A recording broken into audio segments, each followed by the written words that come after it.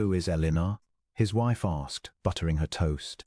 The Duke of Inglewood's cup went out of his hand and struck the floor and broke into 3 pieces, and the whole of a bright ordinary morning broke with it. Juliana did not exclaim. She looked at the mess on the carpet and then at him, and she saw, he was certain she saw, everything he had spent 8 years keeping in a locked wing of himself. "Gareth," she said, which she had used perhaps 4 times since their wedding. "It is nothing." He heard how thin it came out. The cup was slippery. The cup was not slippery. He stood up. That was his answer. He stood up and walked out of his own breakfast room past a footman who had the sense to study the wall, and he did not stop until he was in the stable yard in the cold with his heart going like a hunted thing. She had asked because of the roses. He worked that out afterward, riding, with the wind cutting across the high field. Old Crannock, the head gardener, had a habit 40 years deep.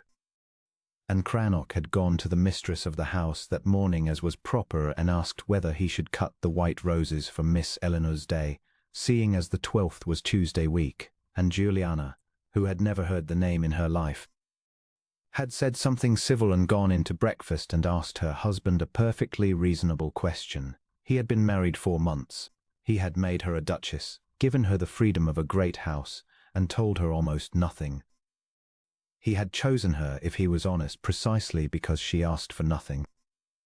Her father's land marched with his, and there was an entail wanting settling, and when the lawyers had done, Gareth had ridden over to look at the daughter and found a tall, composed young woman of 23 who did not simper, did not fish, and answered his 3 questions directly.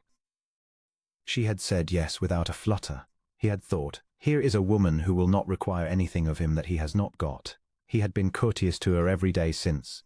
He had also, he understood now, standing in a stable yard at 9 in the morning, been about as married to her as a lodger. He went to Crannock at noon.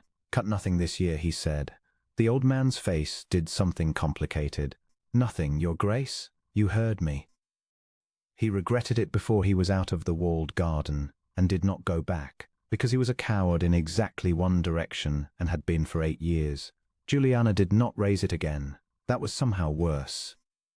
She was perfectly pleasant at dinner and asked about the drainage on the low farm and told him a story about the vicar's dog, and if a stranger had been present, he would have thought them the easiest couple in the county.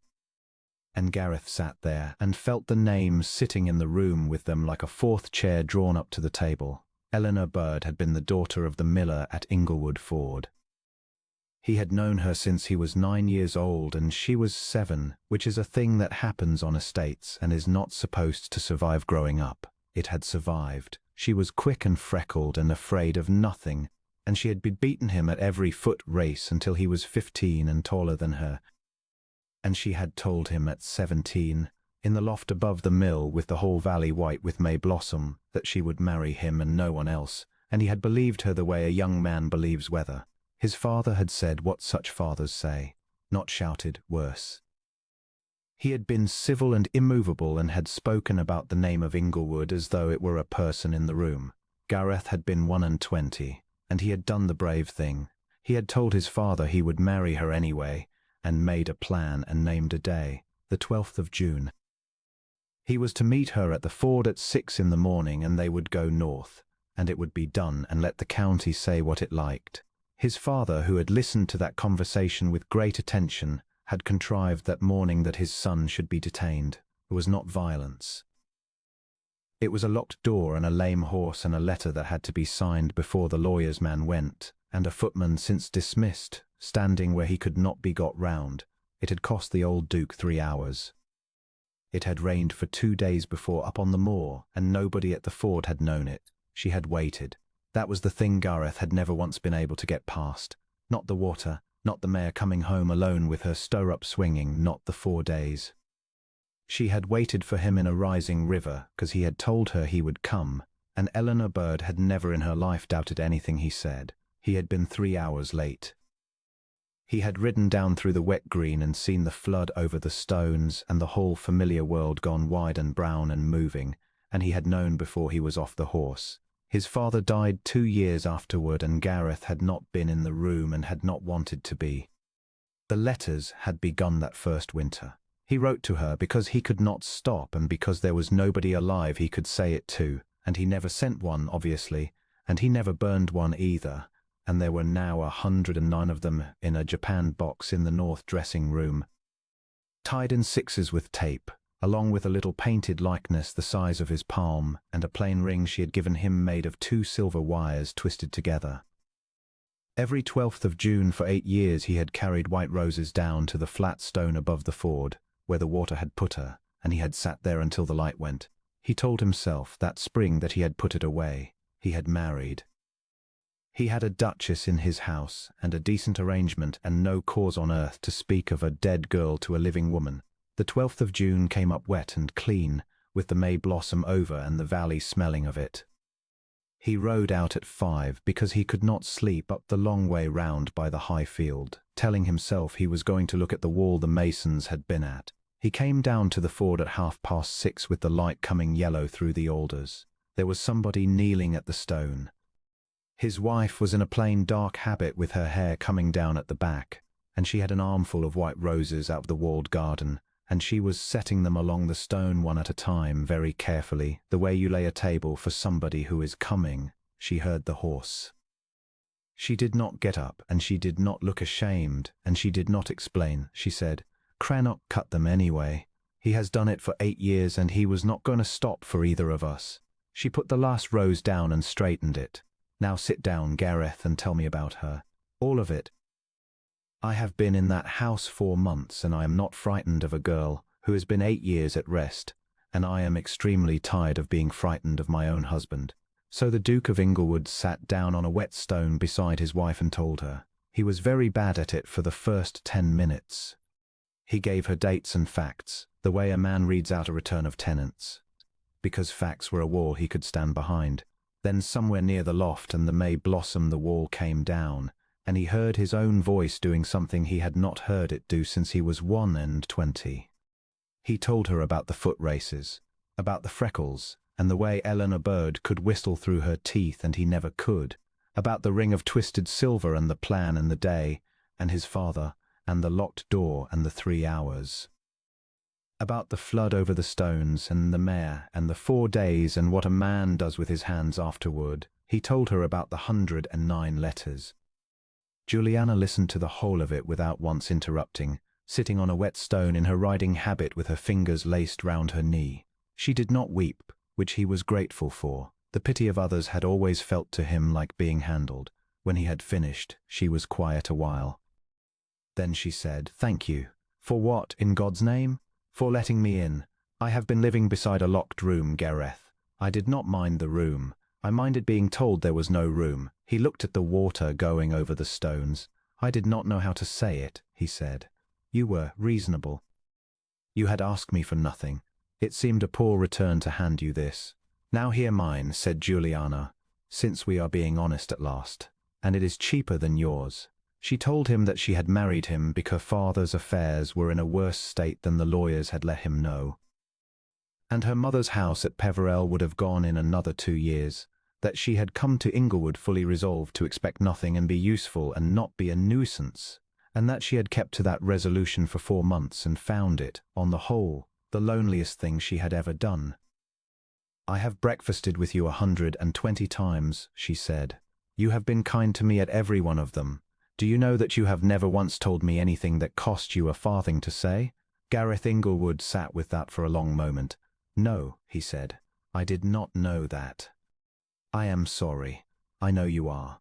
I have been faithful," he said slowly, working it out as he said it, which was not his habit, "to a girl who has been 8 years in the churchyard, and I have been unkind, no, not unkind, absent. I have been absent from a woman who is alive and sitting on a stone in the rain." "You have," Juliana agreed. "Shall we do something about it, or shall we go in to breakfast?" He laughed. It came out of him like something breaking loose, and startled a blackbird out of the alders, and he could not have said when he had last done it. Things went differently after that, and they went slowly, which he found he preferred. He brought the japanned box down out of the north dressing room and put it in the little parlour where they sat in the evenings, and left it there, unlocked.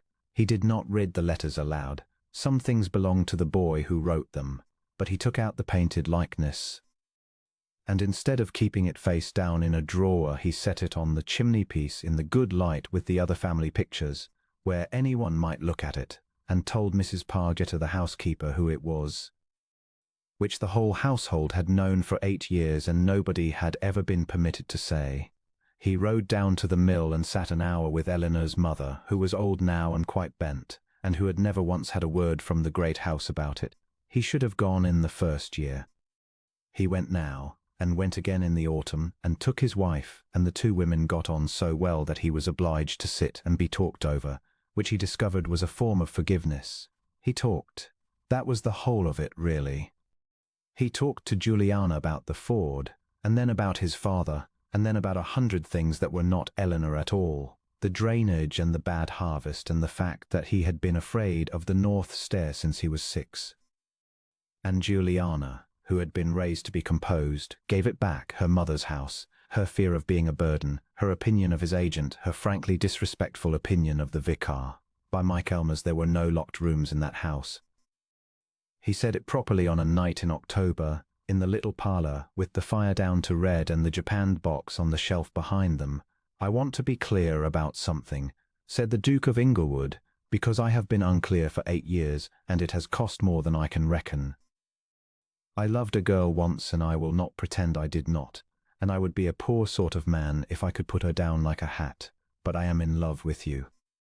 That is a different country altogether, and I have been living in it since about June, and I did not tell you, and I am finished with not telling you things."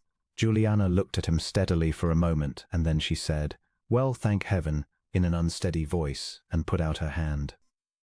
He took it, and the fire went down further, and the candle was carried up the stair at last by both of them, and the door of that room closed on the pair of them and on nobody's business but their own. They rode out together the next 12th of June, and every one after. Juliana carried the white roses. Gareth carried a young rose bush in a sack with round its roots, dark red, and they planted it in the bank above the flat stone where the sun came through the alders in the afternoon, and Eleanor's mother came up on a donkey to see it done. White for her, his wife said, patting the earth flat, and red for the living. She would not begrudge us the red. No, said Gareth, she would not. She would have liked you enormously, and the 2 of you would have been insufferable. The house filled up after that in the way houses do, with noise and dogs and Juliana's dreadful aunt at Christmas, and eventually with small feet on the north stair that their father was no longer afraid of. And on the breakfast table at Inglewood, all their lives, there stood one cup that did not match the service, a plain white cup with 3 seams of lead riveted across it where the silversmith at Corran had put it back together, ugly as sin and used every single morning. Guests remarked on it sometimes. The Duke of Inglewood would fill it, and look down the table at his wife, and say that it had been broken once by a question, and that it was the best question anybody had ever asked him.